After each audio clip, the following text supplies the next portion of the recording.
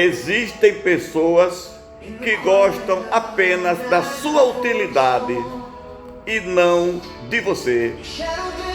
É importante que tenhamos visão de tudo que acontece à nossa volta, com quem conversamos, com quem convivemos, com quem estamos nos relacionando.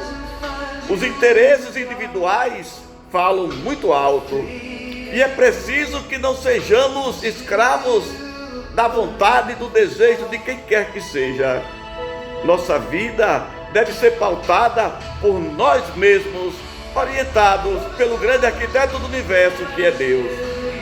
A você que me visualiza, você pode compartilhar o vídeo. O meu bom dia, um beijo no teu coração. Aqui Raul Lima, de bem com a vida.